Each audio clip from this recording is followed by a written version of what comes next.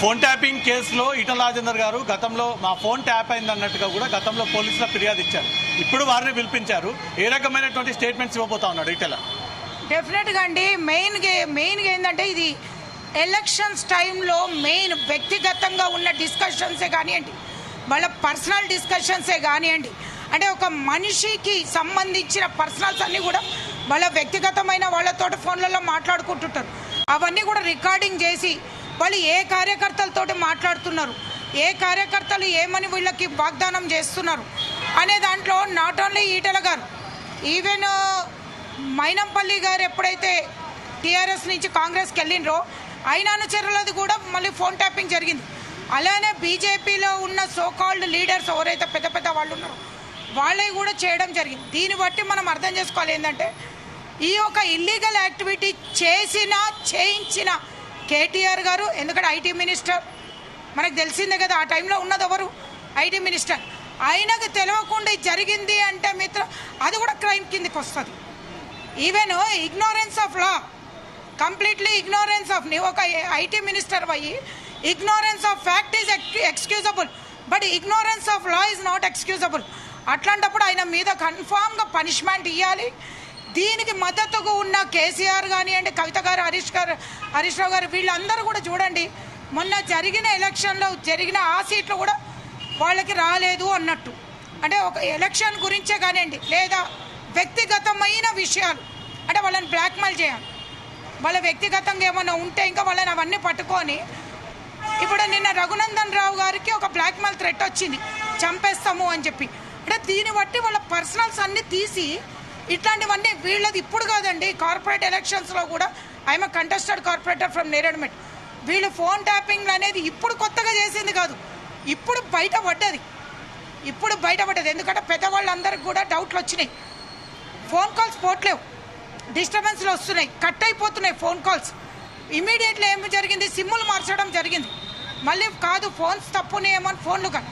ఈ మధ్యలో ఏంటంటే తర్వాత మళ్ళీ మెల్లగా తెలిసిందంటే అందరిది ఫోన్ ట్యాపింగ్ అయింది అని చెప్పేసి. అంటే ఇట్లాంటి ఇల్లీగల్గా యాక్టివిటీ చేయడం అనేది దేశద్రోహం కిందకు వస్తుంది. అంటే మాదే కాదు ఇంకెవరెవరిది చేస్తున్నారో కదా, నాట్ ఓన్లీ రాజకీయం. ఇది ఎంత పెద్ద క్రైమ్ అంటే దీంట్లో ఫస్ట్ పర్సన్స్ కేటీఆర్ గారే ఉంటుంది, ఫస్ట్ ఐటీ మినిస్టర్. నాకు తెలియదు అంటే సన్నాసి వెధవలైతేనే ఆ మాట అంటారు. ఎందుకంటే ఐటీ మినిస్టర్ అయ్యి నాకు తెలియదు అనకూడదు కదా ఆ టైంలో. అంటే ఇంత పెద్ద పెద్ద మనుషులై కూడా, అంటే ఒక ఎమ్మెల్యేగా ఇన్నేళ్ళు వాళ్ళ పార్టీలో ఉండే కదా, ఆయనకి ఎన్ని బాధలు పడి ఇక్కడికి వచ్చిండు.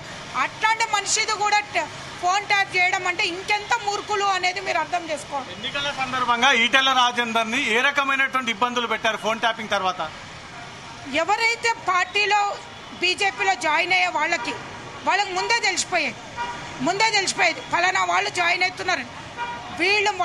వాళ్ళు జాయిన్ అయ్యే వాళ్ళ దగ్గర పోయి డబ్బు ప్రభావం, మీరు జాయిన్ కాకండి, ఈటల గారి ప్రోగ్రామ్స్ అన్నీ డిస్టర్బ్ చేయండి, ఆయనను గెలవనీయకుండా చెయ్యండి అని చెప్పేసి డబ్బుతోటి ఆ ఫోన్ ట్యాపింగ్లో వాళ్ళ మనుషులే చెప్పారండి.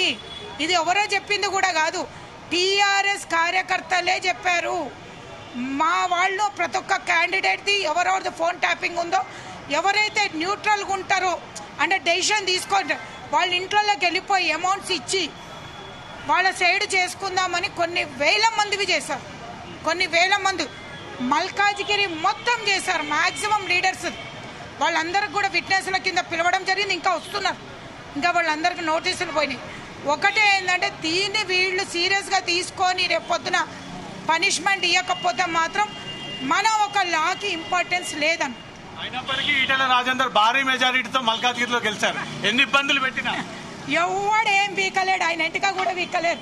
కేసీఆర్ దమ్ము కాదు, కేసీఆర్ నిలబడ్డా కానీ కాని పని. ఇప్పుడు వాళ్ళ భార్యను ఇబ్బంది పెట్టారు, ఆస్తులు సీజ్ చేశారు.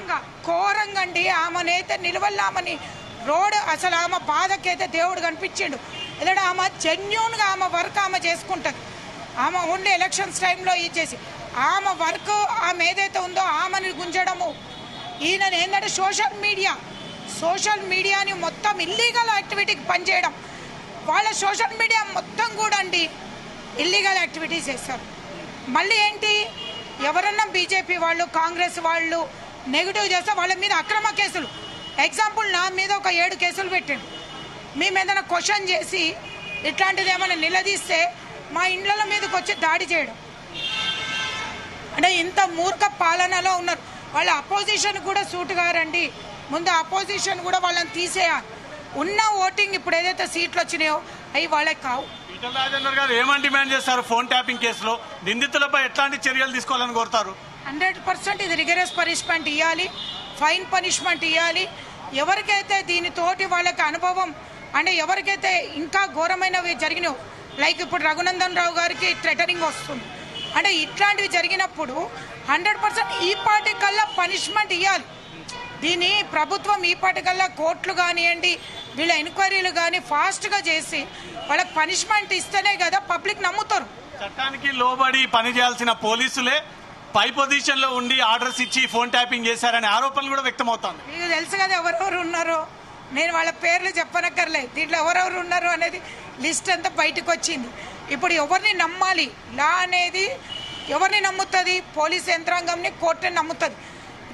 వీళ్ళే అటు ఇటు చేశారంటే it's a contempt of court కిందకి వచ్చింది. ఇక్కడనే జరిగింది అంటే ఇంకెవరిని అనాలి మనం? దీంట్లో ఎంతమంది ఐఏఎస్ ఆఫీసర్లు లేరు?